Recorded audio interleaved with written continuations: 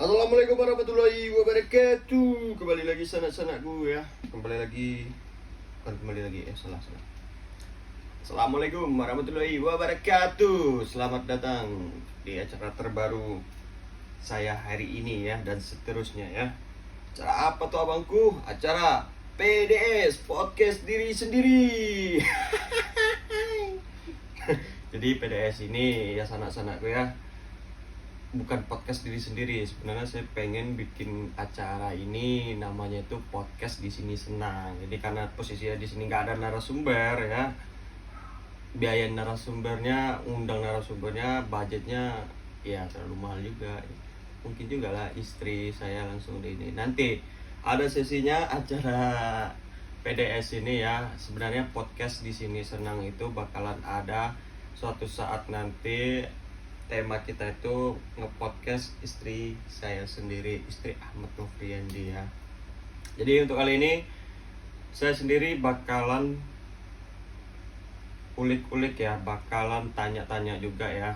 Nah, di sini saya bakalan menjadi 3 peran. Nah, saya pribadi di sini saya akan menjadi hostnya dan berdebat juga dengan diri sendiri, anggapan pribadi saya, dan satu lagi sebagai orang awam yang nonton video ini ya, atau rakyat umum atau universal lah ya. Jadi yang netral lah ya, bisa banyak berpendapat nanti. Nah, jadi ada 3 watak di sini bakalan saya mainkan di video ini ya. Nah, oh iya lupa pula ya, kita pasang clip on. Nah, ini mikrofon agar suara jernih sanak-sanakku ya. Langsung aja kita bakalan masuk ya ke tes cek. Oke. Nah, langsung aja kita bakalan masuk di tema pertama kita. Kenapa uang tidak boleh dicetak lebih padahal bisa dicetak ya? Nah, cetak pula, kepala dicetak. Nah, jadi saya mau bakalan tanya lo uang ya.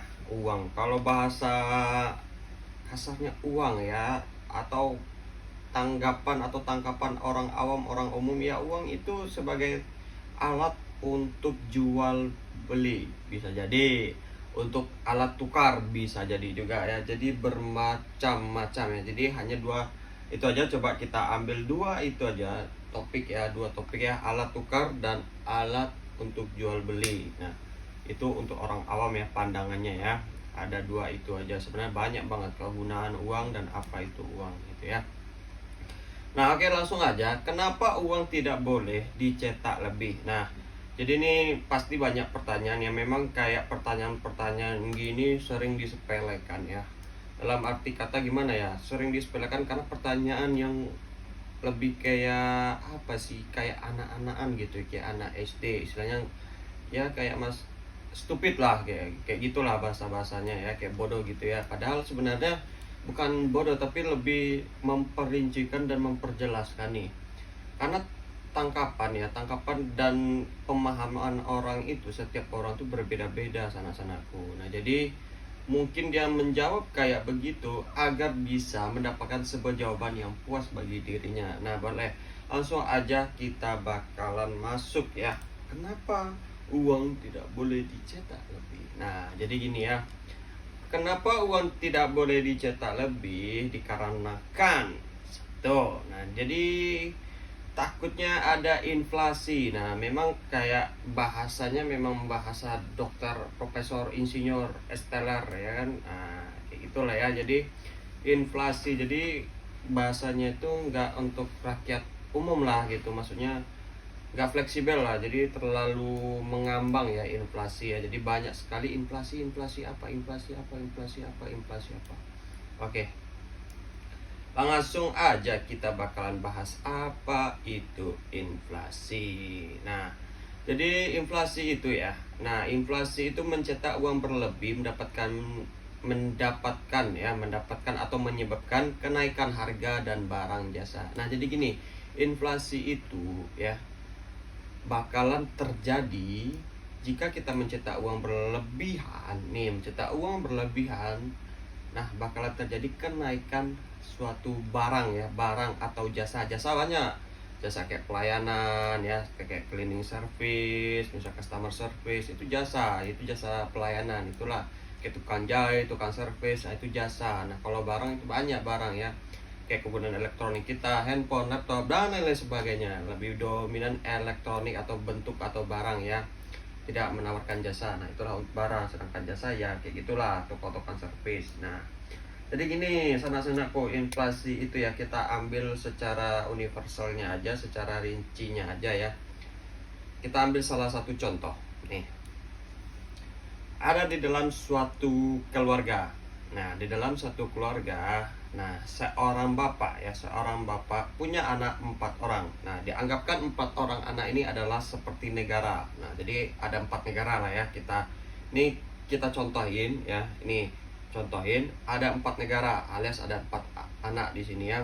Dan bapak itu mengasih total semuanya itu 1 juta. Berarti kan totalnya itu keseluruhannya, berarti seluruh negara 4 negara ini 1 juta. Nah jadi dibagilah 4, 1 juta dibagi 4 itu 250.000. Betul kan? Jadi setiap anak dapat 250.000. Nah begitu juga dengan uang di dunia ini sudah diatur. Nah kenapa namanya elit dunia? Orang elit dunia ini adalah orang-orang berkelas, orang-orang dimana yang punya ide, punya aturan ya, yang gimana menyatukan seluruh dunia ini ya, menyatukan ya komunikasi, informasi, pokoknya seluruh dunia ini menjadi satu dan ikut dan mau ya mengikuti peraturan ini, karena banyak banget ya plusnya ya. Adapun pro dan kontra, tapi lebih banyak plusnya daripada minusnya ya. Nah oke, kita bakalan kembali lagi ke topik yang tadi. 4 orang anak ini dibagi secara rata dan adil. 250 anak pertama, anak kedua 250, anak ketiga 250, dan anak keempat 250 ya. Nih oke, begitu juga di 4 negara ini ya. Negara A, B, C, dan D itu sama-sama dikasih 250.000. Jadi uang yang dicetak itu seluruh dunia bolehnya 1 juta nih ya. Ini ceritanya nih ya. Nah nih tangkap ya. Nah penggambarannya kayak gini ya, 1 juta dan dibagi 4 negara itu sama. Nah oke, penerapan dan konsep implementasinya kayak gimana? Nah jadi kayak gini, anak nomor 1, anak nomor 2 tidak bisa menciptakan barang, tidak bisa membuat barang, tidak bisa membuat barang, tidak bisa memproduksi barang. Anak nomor 3 bisa memproduksi barang, dan anak nomor 4 tidak bisa juga memproduksi barang. Begitu juga dengan negara A, negara B tidak bisa memproduksi barang, dan negara C tidak juga bisa memproduksi barang, tetapi negara C itu bisa memproduksi barang. Nah, di dalam cerita ini ya, ini gambarannya untuk inflasi ya, kenapa uang tidak boleh dicetak lebih banyak. Di suatu negara C atau anak nomor 3 ini menciptakan suatu barang yang gimana sangat butuh sekali bagi negara A, negara B, anak 1, anak 2, dan anak 3 itu sangat butuh dengan barang ini dan berguna juga untuk masyarakatnya. Begitu juga ya, berguna juga bagi anak-anaknya dari anak nomor 1, anak nomor 2 ini, istilahnya cucu lah dari bapak ini ya, contohnya kayak gitu ya. Begitu juga di negara, berguna juga untuk masyarakat ini barang ini. Nah barang ini dijual dengan anak nomor 3 ya, kita ambil harga jualnya itu 30.000. Oke, 30.000 berarti negara C ini menjual 30.000 suatu barang ini. Nah 30.000 ini dibelilah di 3 negara ya yang tidak bisa memproduksi, negara A, negara B, dan negara C. Begitu juga dengan anak 1, anak kedua, dan anak ketiga. Nah 3 negara ini membeli, berarti kan harganya berapa tadi? 30 atau 20? Nah 30 aja ya, 30. Nah 30.000 ini dikali 3 berarti dapatnya 90.000. Betul kan? Betul. Nah jadi 90.000 ditambah dengan uang yang udah ditetapkan yang boleh dicetak itu di negara C, atau uang yang dikasih sama anak nomor 3 ini 250.000, berarti ditambah dengan harga yang udah diinvestasi atau dibeli tadi ya, keuntungannya ya, berarti harganya itu 90.000. Berarti 250 ditambah 90.000 menjadi 340.000. Nah berarti negara C itu memiliki jumlah uang yang banyak dibandingkan dengan negara-negara yang lainnya atau negara yang tidak bisa produksi. Berarti kan negara A kurang 30.000 menjadi 220.000, negara B kurang 30.000 menjadi 200.000, negara C kurang juga menjadi 220.000. Berarti kan negara C atau Norwegia yang paling banyak duitnya, begitu juga. Nah, jadi perputaran ini kenapa tidak bisa dicetak banyak? Gini, buat apa uang sudah banyak ya? Jadi harga suatu barang itu nggak ada nilainya lagi atau jasa kita tuh. Contoh, duit kita udah banyak nih ya, kita mau beli apa, mau beli gini-gini ya udah, mau kerja pun jadi malas. Ngapain duit ada puluh-puluhan, ngapain? Semua orang punya duit nih, semua orang punya duit nih. Jadi tantangan hidup atau proses kita memperjuangkan atau proses kita mendapatkan itu tuh udah nggak kayak ada tantangan hidup lagi, ya udah kayak ya udah biasa aja, semua bisa kita capai gitu, semua bisa kita beli, semua bisa kita ini, semua rata lah, misalnya punya 10 M 10 M. Jadi tukang pangkas, tukang apa, buat apa dia pangkasin rambut orang padahal duitnya udah banyak gitu, kan capek-capek kerja duit udah banyak gitu. Begitu juga orang yang jualan atau orang yang bertani, ngapain gue bertani, gue namanya. Jadi siapa yang bakalan jadi petani, bakalan siapa jadi pedagang, bakalan siapa jadi polisi, bakalan siapa jadi presiden. Jadi kan hancur lebur. Jadi dalam arti kata, uang ini pun sudah ada diatur juga di dalam Al-Quran. Nah, berada diatur juga sama ulama-ulama dan nabi-nabi yang terdahulu ya. Karena itulah untuk mengatur biar agar tidak terjadi yang namanya zaman jahiliyah atau zaman pembodohan. Nah, jadi uang ini diatur gitu. Memang udah ada pedoman hidup. Nah, jadi Al-Quran itu udah ada pedoman hidupnya. Nanti kalau misalnya semuanya kaya semua, semuanya punya duit semua, jadi bakalan kebanyakan hal yang negatif. Salah satu contohnya kita ambil yang besarnya aja, ya membeli senjata atau untuk senang-senang itu lebih gampang, kita mau narkoba kayak mau apa kayak. Jadi dunia ini bakalan hancur lebur jadinya kalau uang ini tidak diatur. Jadi sangat ngeri banget pengaruhnya uang di mata dunia. Nah gitulah, jadi inflasi itu karena uang itu udah ditetapkan, karena udah ada lembaganya juga, udah ada badan internasional juga ya yang mengatur uang ini berapa penyebaran di seluruh dunia. Nah, kenapa orang-orang atau negara-negara itu bisa terkaya? Karena negara itu lebih dominan membuat atau mencetak dan memproduksi suatu barang atau jasa. Kenapa Indonesia masih negara berkembang? Karena negara Indonesia ya terkenal negara konsumen. Nah, konsumen alias pemakai. Nah, makanya negara Indonesia sekarang lagi berinovatif ya, lagi mengembangkan nih sekarang ya, gimana suatu pemerintahan di Indonesia ini menciptakan sebuah program agar gimana Indonesia ini bisa menghasilkan atau memproduksi lagi. Jadi bukan hanya sebagai konsumen atau pemakai. Nah, itulah. Jadi inflasi itulah ya guys ya. Jadi inflasi itu kenapa uang tidak boleh dicetak banyak, itulah penyebabnya ya. Karena uang itu bakalan tidak ada artinya lagi dan nilainya sendiri. Adakah kasus yang terjadi di suatu negara, abangku? Nah, ini ada pertanyaan ya. Ini ada pertanyaan dari orang awam. Nah, ada kasusnya nyata, kisah nyata, dan ini sudah tercetak dalam sejarah juga. Nah, langsung aja. Ada sumbernya kita ya, dari Bank Indonesia, International Monetary Fund, IMF atau Bank Dunia, Kementerian Uang Republik Indonesia, dan buku Ekonomi Moneter. Nah, di sini ada suatu contoh yaitu di negara Zimbabwe kalau nggak salah ya. Oke, kita coba cari dulu negaranya. Itu ada negara Zimbabwe dan Jerman kalau nggak salah ya. Coba kita cari dulu. Ini kemarin saya baca itu ada di negara Jerman, Zimbabwe, itu terjadi inflasi besar-besaran. Nah, oke, kita bakalan coba cari dulu bentar ya. Nah, ya. Di Zimbabwe itu terjadi di 2000 ya, di tahun 2000 sampai 2008 ya.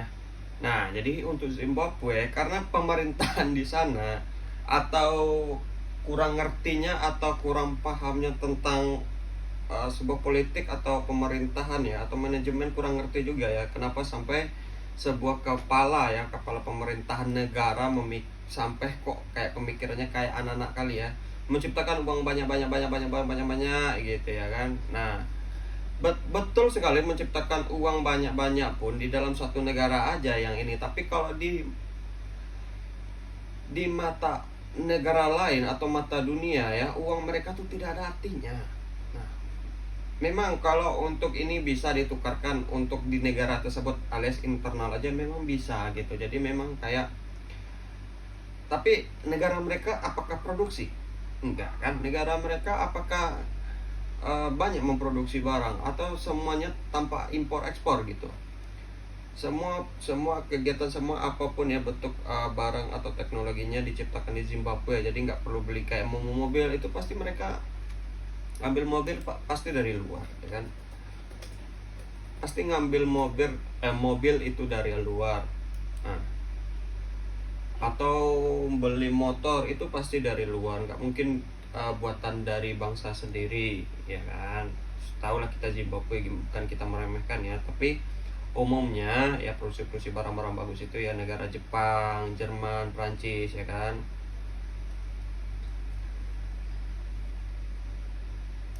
Nah, dipaham ya guys ya. Pasti dia ekspor ya, pasti dia ngambil barang ya, ngambil barang dari luar. Nah,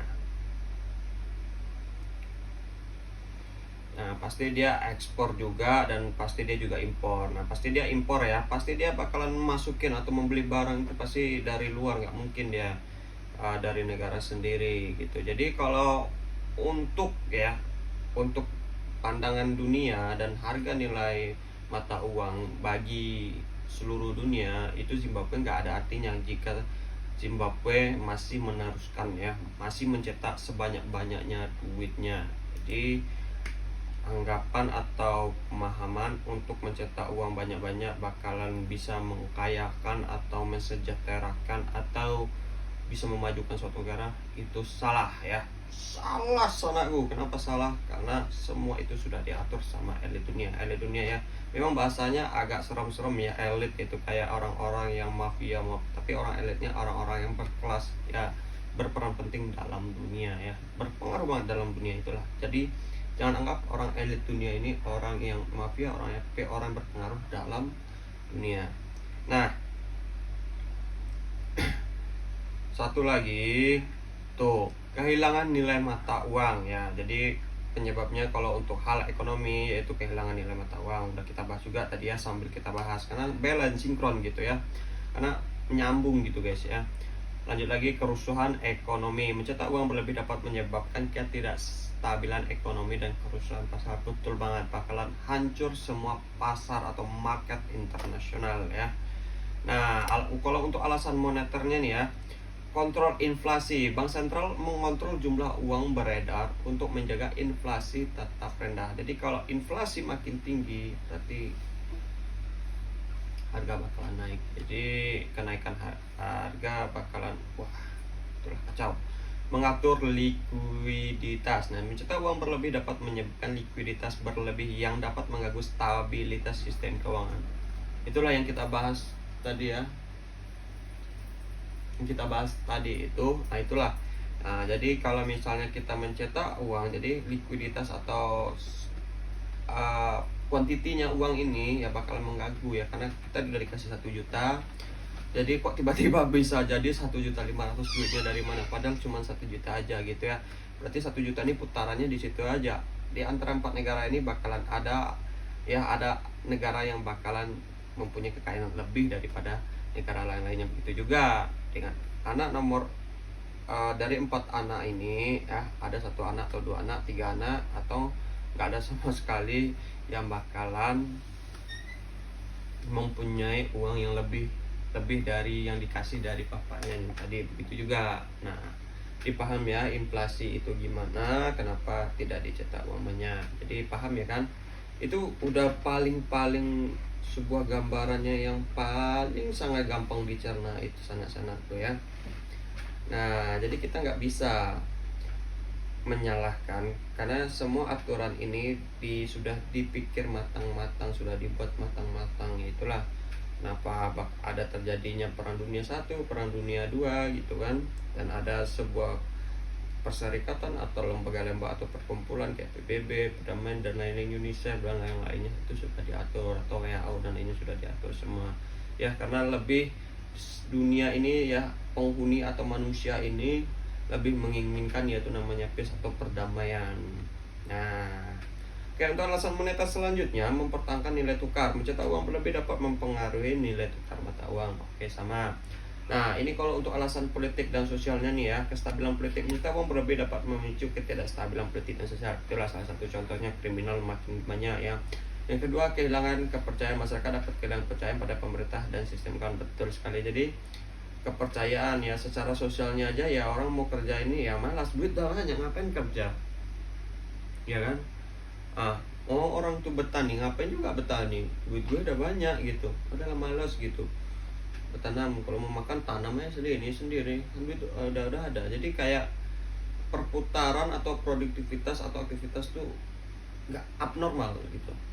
Nah, jadi lanjut lagi, pengaruh terhadap pendapatan. Inflasi dapat mempengaruhi pendapatan masyarakat, terutama bagi mereka yang memiliki pendapatan tetap. Nah, jadi mekanisme pengendalian bank sentral ya, mengatur jumlah uang beredar dan menetapkan suku bunga. Kebijakan moneter mengatur likuiditas dan inflasi. Pengawasan internasional, organisasi seperti IMF ya dan Bank Dunia memantau kebijakan moneter negara-negara. Nah, nih, tadi salah satu contoh ada Zimbabwe, yaitu terjadi inflasi besar-besaran di tahun 2000 sampai 2008. Ada juga di Venezuela 2016 sampai sekarang ya. Boleh kita cek Venezuela ya. Kita bakalan cek Venezuela.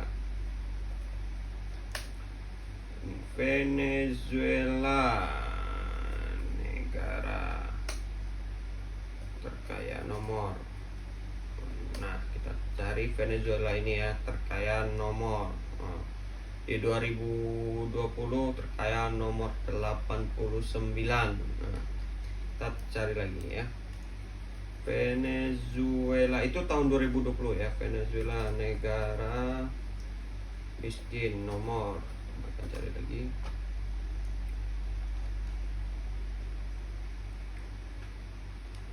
Itu 2020 ya. 2020 ya. Oke, kita bakal cari.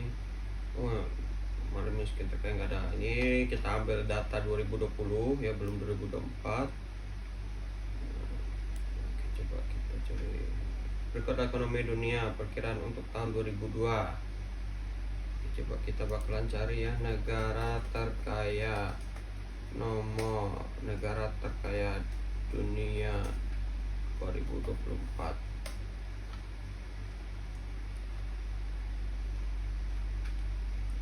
Belum ada. Oke, kita ambil data 2022 aja. Venezuela itu nomor 89. Betul ya, 89. Venezuela. Nah, betul, 89 ya. Jadi kalau urutan dengan Indonesia nomor berapa?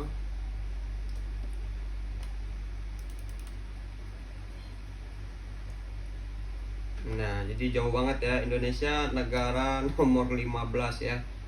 Jadi negara Indonesia itu negara terkaya nomor 15 itu di tahun 2022 ya.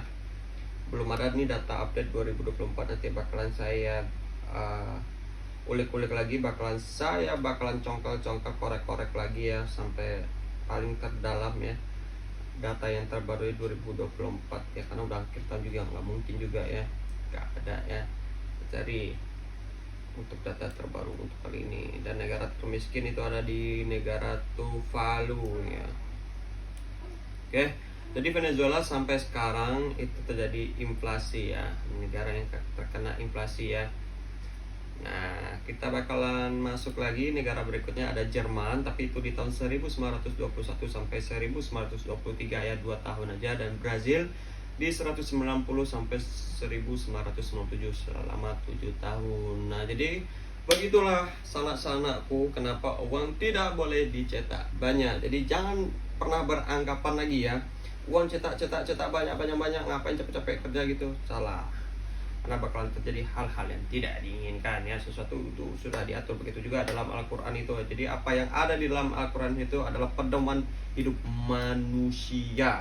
Nah, untuk mengatur. Nah, Kenapa Nabi Muhammad itu dilahirkan, Nabi Muhammad itu diwahyukan, diutuskan menjadi seorang nabi? Karena pada zaman itu ya, mohon maaf kalau saya salah sebut ya, pokoknya di kaum atau suatu kaum ya di negara Arab itu di zaman zamannya jahiliyah atau zaman bodoh gitu, jadi nggak tahu gini, jadi masalah HAM itu nggak ada ya, seks jadi bebas semuanya, pokoknya bodoh banget kayak binatang kali. Makan di utusnya Nabi Muhammad tidak bisa menulis, tapi dia tidak bisa membaca juga gitu ya, tapi dia bayangin lah tuh, dia tidak bisa menulis, tidak bisa membaca ya, dia tidak bisa menulis dan tidak bisa membaca. Bayangkan itu suatu mukjizat juga, dia tidak bisa menulis dan tidak bisa membaca, tapi bisa menyatukan semua seluruh umat dunia di sini, umat muslim ya, kayak saya pribadi sendiri. Nah, itulah.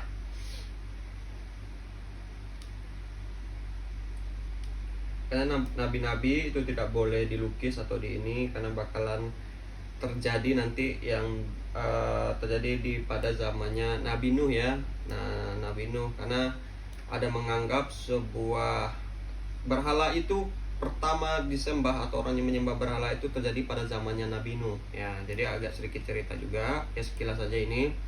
Nah, di saat itu ada murid yang benar-benar ya, di situ ada suatu manusia yang benar-benar dia benar-benar beriman banget ya untuk kitab Tauratnya itu, kalau nggak salah ya. Jadi dia beriman banget gitu, sampai ya didamba-dambakan sama orang-orang masyarakat di sana itu ya, seperti kayak dewa kayak gini gitu.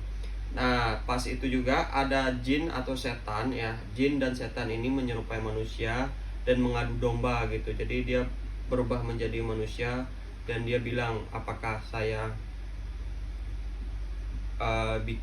bikinin, apakah kalian mau saya bikinkan suatu sketsa atau gambarnya orang yang ini gitu. Maksudnya orang ini saya lupa namanya, pokoknya saya gambarkan ya suatu orang yang beriman ini, biar kalian semua tidak merasa sedih gitu, biar kalian ketika beribadah itu mengingat dia gitu. Nah, habis setelah disketsain, orang-orang ini tidak bisa juga yang bikinnya, diajarin lagi, dan setan ini berubah lagi ya menjadi manusia lagi dan membuat sebuah berhala. Nah, akhirnya orang-orang masyarakat di sana menyembah berhala. Disitulah Nabi Nuh lahir. Nabi Nuh dan bapaknya sendiri pun ya tukang pahat ini juga dan tidak terima. Dan akhirnya Allah sudah mewahyukan juga bahwa akan terjadi jika masyarakat di setempat yang maksudnya itu kena azab lah itu sana-sanaku, karena tidak mendengarkan apa yang disampaikan Nabi Nuh yang firmannya langsung dari Allah Subhanahu wa taala gitu kan. Akan terjadi banjir besar. Nah, banjir besar. Tapi banjir besar itu nggak langsung jadi banjir besar sana-sanaku ya. Itu kalau nggak salah ya, ini sumbernya saya lupa juga ya. Ini mohon maaf juga kalau salah. Kalau nggak salah itu dari Nabi Nuh menanam pohon aja sampai tumbuh besar itu 100 tahun. 100 tahun ya, tumbuh pohonnya baru ditebang, nanti dibikin lagi itu selama 100 tahun juga. Jadi sekitar 200 tahun lagi itu baru terjadi banjir besar ini. Jadi nggak langsung gitu, nggak kayak film sinetron di Indosiar gitu. Kayak film sinetron Indosiar enggak. Jadi ada masa-masa juga gitu. Jadi jangan sampai anggapan atau dalam pikiran imajinasi itu kayak di sinetron gitu kan, nyakitin, menzolumin orang, tiba-tiba langsung kita dapat ide gini-gini. Enggak, semuanya itu ada prosesnya juga ya. Begitu juga Allah itu udah ngatur semuanya. Oke, jadi paham untuk masalah mata uang ya. Jadi tidak boleh dicetak banyak, itulah banyak banget ya. Kita bakalan masuk sesi kedua. Nah, teng. Nah, sesi kedua. Lagi. Kita bakal masuk tema podcast kedua. Teng. Nah, di tema podcast kita yang kedua ini, apakah alien itu ada? Coba tengok Mi, udah berapa menit Mi? Udah 40 menit. Ya, coba tengok. 30. 30 ya. Oke, pas lah ya. Ini 30 menit kita bakalan bahas apakah alien itu ada. Nih, banyak nih ya. Banyak berspekulasi alien itu ada, dan banyak juga video-video beredar UFO, dan ada juga di Meksiko, ada juga yang di mana, area, kita cari area Amerika atau Meksiko ya. Nah, alien area ya, area 51 atau area 51. Nah, tentang alien, tapi ini dibuat ya, fiksi. Nah, jadi alien itu alien ya, bukan kalian ya, tapi alien itu adalah sebuah lagi ya, sebuah apa, buah benda, buah enggak ya. Oke, kita bakalan bahas ya alien. Nah, alien itu, tau nggak alien itu apa?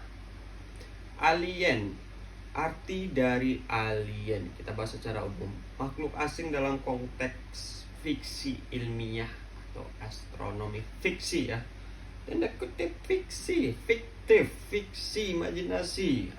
Paham ya? Alien itu lebih, nih gambaran umumnya, alien itu bisa bentuk orang ya, bisa bentuk suatu binatang, pokoknya sebuah makhluk hidup yang asing yang berada di luar planet yang namanya bumi, tempat kita menghuni, itu namanya alien. Maupun dia binatang maupun dia apa, atau pokoknya dia makhluk hidup. Nah, kalau misalnya benda itu baru UFO. Nah, benda itu bebas mau bentuk segitiga, segi empat, bulat ya, kerucut, balok ya, silinder, lainnya ya, yang penting luar ya, di luar dari planet bumi, dia tidak diciptakan di bumi. Pokoknya benda yang tidak teridentifikasi dari bumi itu namanya UFO. Jadi mau bentuknya apapun di luar dari planet bumi atau tidak teridentifikasi, kita nggak tahu nih ini apa namanya, itu namanya UFO.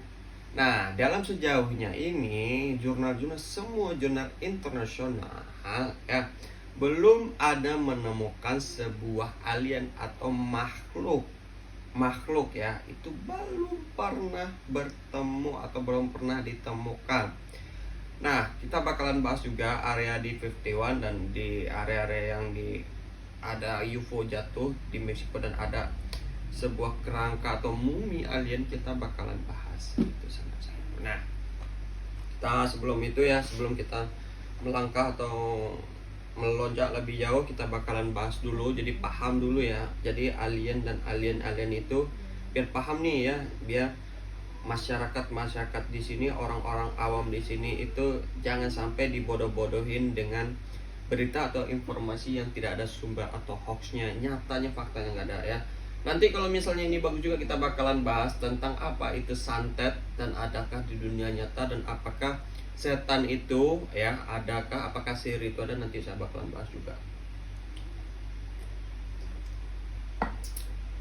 Nah, dalam konteks fiksi ilmiah atau astronomi, alien merujuk pada makhluk hidup yang berasal dari luar bumi. Sama yang seperti saya sampaikan tadi, yaitu kehidupan yang ada di planet atau galaksi lain. Ini sering digunakan untuk menggambarkan makhluk yang bukan berasal dari planet kita. Nah, contoh, para ilmuwan sedang mencari data-data kehidupan alien di planet Mars. Nah, asing atau bukan asli, dalam konteks yang lebih umum, alien juga dapat merujuk pada suatu yang asing atau tidak dikenal, yang berada dari yang biasa kita temui, yaitu atau kita pahami. Nah, contoh, kita menemukan di luar planet bumi ya, suatu binatang, itu nama alien itu coy, karena makhluk hidup ya.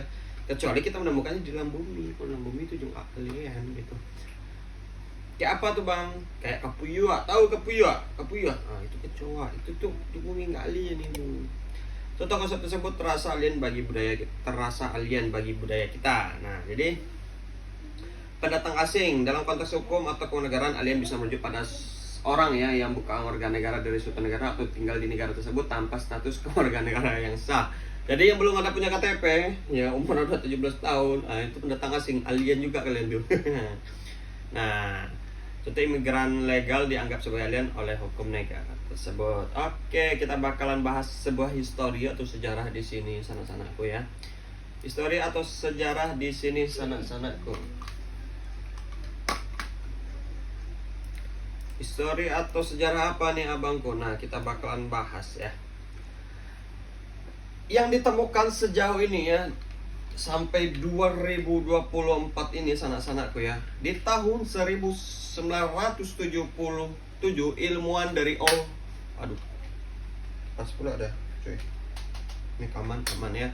Sebuah ilmuwan dari Ohio State University mendeteksi sinyal radio yang kuat dari arah konstelasi Sagittarius yang dikenal sebagai sinyal wow. Nah, jadi kan di luar angkasa ini kita punya sinyal radio juga. Jadi cara sinyal radio ini ya seperti kayak sinyal radio kita di rumah, memantulkan ya dari pemancar, dari tower gitu juga. Di luar angkasa pun begitu juga ya, sebagai sinyal wow. Nah,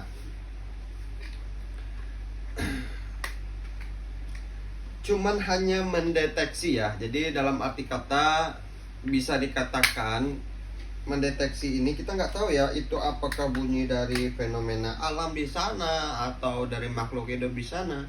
Itu masih ambigu, nggak bisa kita ngejudge atau identifikasi secara detail atau kita tetapkan, karena nggak boleh, karena posisinya nggak ada bukti. Jadi kita cuman hanya mendeteksi dan menduga atau hipotesis ya, dugaan sementara itu makhluk hidup. Nah jadi para awam di sini paham ya, jadi jangan sampai kemakan atau nengok video-video TikTok atau berita-berita hoax yang ini nggak ada sumbernya, itu jangan mudah percaya kita ya, jangan pernah beropini ya tidak sesuai kenyataan.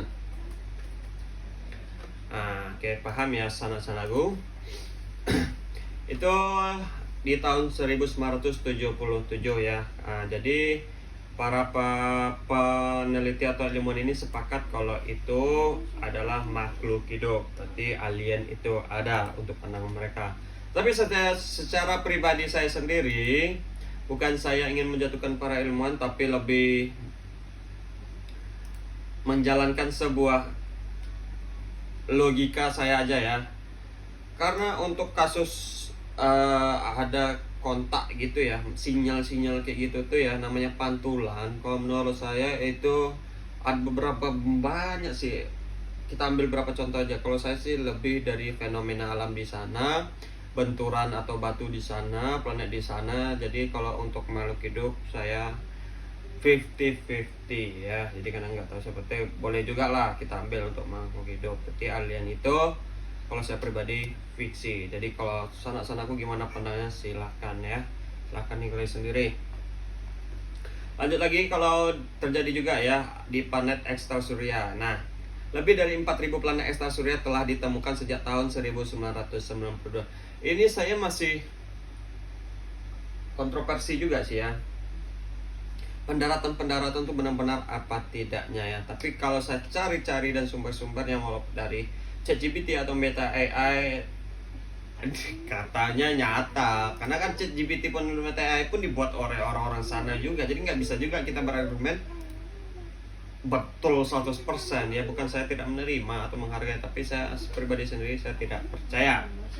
Karena saya lebih percaya dengan pemaham dari saya dalam Al-Quran pun ya. Karena sangat sulit sekali untuk menembus langit ketujuh ya, atau menembus bumi, itu sangat sulit sekali. Karena udah ada sistem ya, dan diciptakan oleh Allah itu gimana kita tuh pas kayak mau keluar, kita tuh kayak dalam lindungi air, mau kita keluar tuh kayak nggak bisa gitu sana-sanaku. Jadi kayak susah banget atau impossible banget ya. Mungkin suatu saat ini mana tahuan ya kan, kalau saya jadi astronot. Jen, kembali lagi Jen. Iya. Ya Jen, nanti aja jadi narasumbernya papinya yo, kita bakal bahasnya ya. Jadi aja tidak boleh percaya dengan hal-hal yang tidak fakta. Oke, bakalan kita masuk lagi nih. Di tahun 1992 sudah ditemukan ada 4.000 planet. Nah, 4.000 planet banyak juga, tapi entah dari mana gimana prosesnya. Nanti kita bakalan bahas juga kenapa bisa ditemukan 4.000 planet ini, dari mana, kita bakalan bahas juga ya. Karena waktu kita ini terbatas juga. Kita akan masuk lagi dengan molekul organik di luar angkasa. Nah, ilmuwan menemukan molekul organik seperti asam amino dan gula di meteoroid dan di awan gas antar bintang. Kalau untuk zat sih, ya memang Allah menciptakan itu ya karena untuk menjaga kestabilan suatu planet ya. Kita nggak bisa juga ngajak sampai ke sana ya. Memang amino dan gula ini bukan bisa berguna untuk makhluk hidup, tapi untuk planet pun sangat ada juga guna dan pengaruh dan nggak boleh kita anggap sebelah mata aja. Dan program pencarian kehidupan alien, NASA atau ESA dan organisasi lain memiliki program untuk mencari kehidupan di luar bumi. Sampai saat ini program pencarian kehidupan alien masih belum ditemukan. Nah, ada beberapa foto atau berita hoax di sini, informasi yang hoax di sini, yaitu foto alien di Roswell tahun 1947. Foto-foto yang diklaim sebagai bukti keberadaan alien di Roswell atau New Mexico ternyata itu palsu cuy, atau mumi-mumi itu palsu cuy, ya kan? Dan kalau klaim penampakan alien di area 51 1955, cerita tentang penampakan alien di pangkalan militer area 51 tidak pernah dibuktikan secara ilmiah. Jadi itu juga hoax. Nah, jadi jangan percaya ya. Jadi kalian, kenapa mungkin ya, ini anggapan pribadi saya, argumen saya pribadi saya sendiri, kalau di area 51 ini tempat produksi mungkin ya senjata-senjata pembunuh massal atau senjata apa, tapi diselimutin dengan alien biar agar orang itu tidak bisa mendekatin area sana atau di sana atau menyelidiki sana, karena mereka menciptakan sebuah alat-alat militer sangat berbahaya gitu kan, tapi diselimutin dengan alien-alien itu. Jadi agar orang tidak bisa bermikirnya itu bermikir kotor gitu, berpikir ya, agar semua masyarakat ya, semua warga dunia, semua manusia dunia ini area 51 itu cuman hanya berpikir kalau situ area alien, kayak ada provokatornya lah gitu ya. Jadi bikin ngedoktrin atau cuci otaknya manusia ini ya, padahal di sana mana tahu kita kan menciptakan mesin pembunuh massal, nuklir, laser apa lain sebagainya kan, diselimutin dengan alien gitu ya, agar negara kita maupun negara-negara lainnya itu tidak fokus ke sana dan tidak memperdulikan gitu ya. Kalau orang sana ngeklaim kalau tempat area itu area tempat pembuatan senjata massal, senjata ini yang berbahaya gini, pasti semua negara bakalan kontra alias bakalan demo, kontroversi ya. Istilahnya bakalan marah gitu ya, bakalan senggol, bakalan demo, nggak terima lah gitu. Dia bakalan konflik. Nah, kita nggak tahu ya, itu hanya dari argumen saya pribadi sendiri dan pemikiran saya pribadi sendiri ya, kita nggak tahu. Nah, silahkan juga atau masyarakat lain berargumen atau berpendapat boleh ya, asalkan masih di bawah standar. Kita hanya dalam arti kata ngejas ya, pendapatan masing-masing pribadi dengan logika saya pribadi sendiri. Bukan saya mikir jelek ya, enggak. Tapi selama ini saya ngumpulin informasinya ya memang agak jelek untuk negara-negara itu gitu ya. Dan klaim kontak dengan alien, beberapa orang mengklaim telah berkomunikasi dengan alien itu, tetapi tidak bukti ilmiahnya. Jawabannya adalah hoax. Nah, jadi alien itu kalau saya pribadi sendiri tidak nyata alias hoax, alias sebuah fiksi yang diciptakan atau yang dibikin oleh negara luar ya, bikin atau mengarang cerita, bikin sebuah film ya, untuk mendoktrin isi pikiran kita ya, mendoktrin isi pikiran semua manusia di dunia ini agar tidak berpikir negatif tentang Area 51 ya. Kita nggak tahu. Jadi kalau saya sih, alien ini dibikin-bikin ini gimana agar Area 51 itu aman ya, tidak diselidiki sama negara-negara lain atau tidak tahu informasi lebih jenis detailnya, istilahnya peralihan isu lah. Nah, padahal sebenarnya kita nggak tahu kan bikin apa. Nah, jadi alien ini dibikin untuk menutupin kegiatan yang ada di Area 51. Itu aja intinya ya, alien itu kenapa ada dan dipercaya oleh warga atau negara barat, yaitu itu aja. Nah, itu ya. Oke, teori multiverse. Nah, teori dan spekulasi. Teori ini menyatakan bahwa ada banyak alam semesta paralel yang mungkin memiliki kehidupan lain. Hipotesis ini menyatakan bahwa alien mungkin menghindari kontak dengan manusia atau dengan dampak negatif. Ada juga berteori dan spekulasi ya, si alien ini atau makhluk hidup di luar bumi pun menghindar juga untuk berinteraksi dengan makhluk hidup yang ada di bumi. Ya, kita nggak tahu ya. Oke, kita bakalan tanya juga ya, apakah ada manusia yang mendarat di bulan. Jadi manusia ada mendarat di bulan, itu Apollo NASA. Nah, ini saya cerita aja ya, tapi di sini saya nggak ngejas atau mengklaim kalau itu benar apa enggaknya. Pada tahun 1969 sampai 1972 ada astronot yang mendarat di bulan, atau yang kita pelajari di ilmu astronomi kita ya guys ya. Astronomi astrologi kita ya, kita belajar. Ada berapa menit? Baterai habis, makanya udah minum pintu minum pak. Terus masih ngerekam? Enggak ngerekam, stop ya. Stop ya. Tengah, ganti angin yang disalahin. Masih rekam loh ini. Enggak. Ya, gerak nih ha. Gerak nih ha. Oh. Masih 46. Nah, ini saya tidak ngeklaim ya, sana-sana oke ya. Benar apa tidaknya di Apollo di tanggal 20 sampai 24 Juli 1969 Neil Armstrong ya dan Edwin Buzz Aldrin menjadi orang pertama yang menginjak bulan, dan Apollo 12 ya, tadi Apollo 11 sekarang Apollo 12 itu di tanggal 19 sampai tanggal 24 November 1969 oleh Pete Conrad dan Alan Bean.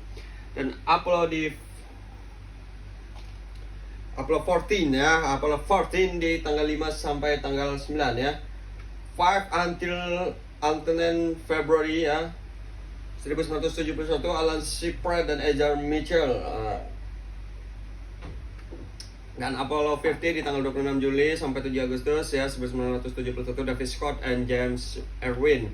Apollo 16 tanggal 20 sampai 25 April 1972 John Young dan Carl Leslie. Dan Apollo 17 di tanggal 7 sampai 19 Desember 1972 oleh Edwin Cernan dan Harrison Smith. Nah, jadi bukti pendaratan foto video itu ada, sampel batuan juga ada, jejak kaki astronot di permukaan bulan ada, peralatan dan modul lunar ditinggalkan bulan juga ada, kata dokumentasi selama misi juga ada. Jadi NASA link NASA ya. Jadi sumber ini dari NASA, Badan Amerika Serikat, Encyclopedia Binatrika, dan dokumentasi Apollo.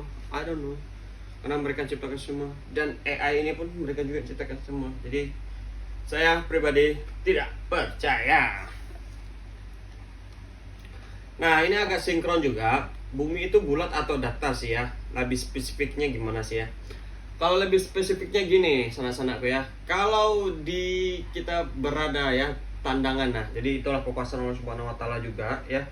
Jika kita ngambil hyperlapse atau selang waktu juga ya selama 24 jam, bahwa kita coba ngambil di area bukit, itu jadi perputaran atau berputarnya poros gitu, dari poros gitu. Makanya seorang ilmuwan membuat atau kesimpulan atau ilmiah atau jurnalnya itu kalau bumi ini berputar di porosnya, karena itulah datanya gitu. Jadi kalau kita keluar, atau maksudnya saya lihat misalnya ya, atau kita orang awam ini atau semua manusia ini coba kita lihat dari atas atau dari satelit, memang itu bakalan melengkung. Walaupun kamera kita nggak pakai wide, nggak pakai 360, kamera biasa aja depan aja ya, nggak ada cembung-cembung, itu bakalan otomatis sendiri bakalan cembung gitu. Karena nggak tahu ya, atau bola mata kita ya, atau karena kan kamera diciptakan ininya dari bola mata kita, bentuk bola matanya, bola mata manusia gitu kan. Cara pandangnya sama juga dengan manusia gitu kamera. Jadi asli atau benarnya, tapi dalam Al-Quran bumi itu terhampar. Nah, dalam arti kata terhampar itu banyak sekali pemahaman sana-sana, bukan datar ya, tapi terhampar. Kita boleh tengok aja dari area laut ya, area laut sejauh misalnya Layan ya, sampai tembus ada yang busur kayak melengkur gitu, udah nggak nampak lagi gitu, udah kayak gini gitu. Nanti dia bakal mendekat mau ke arah kita, tiba-tiba dia udah muncul di sana ya, karena bola mata kita ini ya bulat gitu. Jadi apa ya, kita pas di sini bentuk kotak ya kotak gitu, udah tergini gitu. Jadi alam lah ya. kalau gimana, tapi secara umumnya bumi itu bulat itu kalau saya pribadi sendiri lebih bumi itu ya Allah alam lah, suatu kekuasaan yang diberi Allah Subhanahu wa taala dan saya harus menjaga dan melestarikannya. Kalau saya pribadi bumi fleksibel. Bumi itu fleksibel. Nah, jadi bukan berubah jadi segimpan enggak, tapi lebih fleksibel dalam arti kata kalau kita dilihat dari luar angkasa atau lihat dari awal dari atas ketinggian ya menyentuh atmosfer atau di luar atmosfer itu bakalan bulat, tapi kalau kita di dalam ruangan itu bakalan datar gitu. Jadi fleksibelnya itu ya sana-sana tuh ya, dalam ruangan datar kita tengok. Nah jadi kalau kita misal dalam nengok dari gunung aja udah nampak gitu kayak melingkar gitu, nggak bisa kita nampak sampai ujung gitu kan. Fleksibel ya, itu fleksibel saya itu ya, jadi jangan anggap yang lain sana-sana ku. Nah, jadi ada bukti ilmiah foto-foto bumi di luar angkasa seperti yang diambil oleh satelit astronomi menunjukkan bentuk bumi yang bulat. Itu yang saya katakan, bayangan bumi pada bulan selama gerhana matahari, bumi memblokir cahaya matahari dan menciptakan bayang bulat di permukaan bulan. Nah, betul. Kayak gerhana matahari ya, yaitu bumi memblokir cahaya matahari, menutupin cahaya matahari karena berputar ya kan. Dan menciptakan bayang bulan di permukaan bulan. Oke.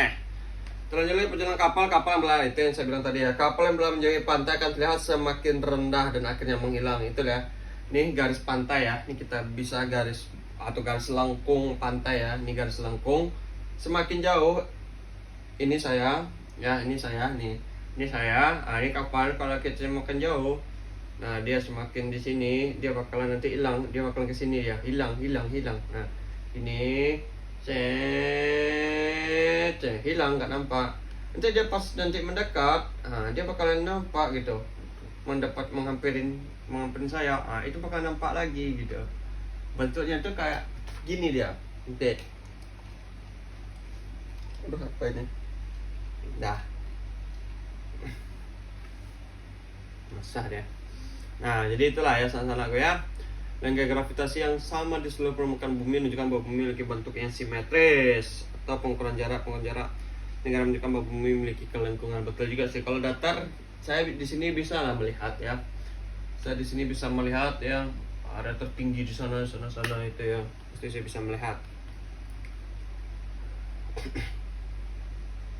Bukti fisik, puncak gunung dari puncak gunung tinggi horizon terlihat melengkung. Betul. Penerbangan pilot dapat melihat kelengkungan bumi saat terbang. Betul. Satelit dapat mengorbit bumi karena bentuknya bulat. Itu yang saya bilang fleksibel ya. Teori dan hukum gravitasi universal dan C. Isaac Newton menjelaskan bahwa gravitasi menyebabkan benda langit berbentuk bulat.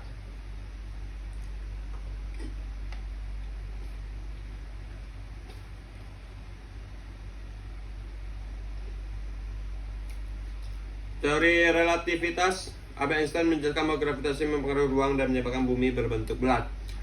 Organisasi yang mendukung NASA, Badan Atas Eropa, Organisasi Metro Dunia, dan International Union. Untuk setiap bumi datar tidak dapat menjelaskan fenomena alam seperti gerhana, perubahan musim, dan kelengkungan horizon. Sumber dari NASA, National Geographic, NetGeo ya, NetGeo. Encyclopedia Britannica dan Badan Antariksa Amerika Serikat ya. Oke. Itulah dua tema yang hari ini kita bahas sana ke. Jadi paham ya apa itu inflasi dan kenapa tidak boleh mencetak uang lah banyak walaupun bisa mencetak uang. Dan alien itu apakah ada dan nyata atau hoax? Nah, udah bisa dengarkan juga ya. Jadi saya berharap untuk warga negara Indonesia tercinta ini, masyarakatnya ya lebih banyak menonton video jurnal yang ada sumber dan faktanya. Jangan mengambil kesimpulan ya, mengambil sebuah sumber yang tidak ada ilmiahnya, yang tidak ada faktanya, yang jurnal-jurnalnya cuman kata-kata sepotong, 2 potong dari TikTok atau Facebook. Hati-hati itu, hati-hati ya. Karena fitnah Dajjal itu lebih kejam dari pembodohan sana-sana.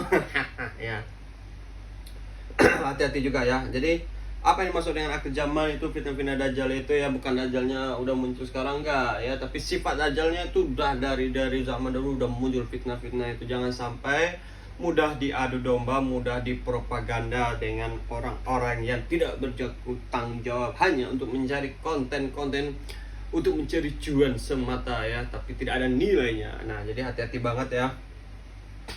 Hati-hati banget sanak-sanakku ya, warga-warga Facebook ya, berpintarlah dalam bersosial media, berpintarlah dalam membaca sebuah sumber dan menyimpulkan sebuah berita ya, harus pintar-pintar banget dan betul-betul jeli ya sanak-sanakku ya, agar Indonesia ini menjadi negara-negara yang punya ya, yang punya ideologi ya, yang punya inovatif, yang punya psikologi yang bagus ya. Jadi saya harap SDM-nya Indonesia ini jangan rendah ya, semakin tinggi semakin pintar.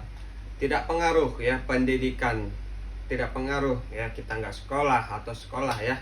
Sekolah itu ada sebuah lembaga atau sebuah lembaga sosial atau sebuah infrastruktur atau sebuah program yang membentuk karakter kita ya, yang membentuk gimana cara pola pandang kita, pola pikir kita. Nah, jadi semakin tinggi kita berpendidikan, semakin tinggi juga ya cara pola pikir dan pandang kita. Bukan begitu juga bagi orang tidak ya, semakin pintarnya orang itu mencari sumber, semakin pintarnya orang itu mencari tahu, walaupun dia tidak tamat sekolah SD pun, tapi dia pengen tahu, cari tahu ya, tuh tanpa harus ya, tanpa harus dilayani, tanpa harus disediakan oleh infrastruktur pendidikan ya, tapi dengan cara tahu sendiri cara pola pikir mereka bakalan sama dengan profesor. Nah, jadi kalau sanak-sanakku ya.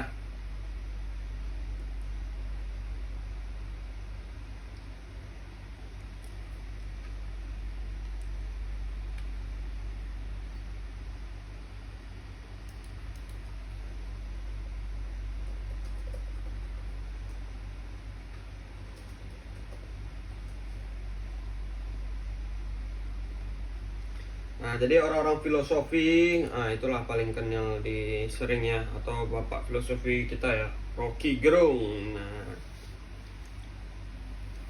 oke, jadi paham lah ya sanak-sanakku ya.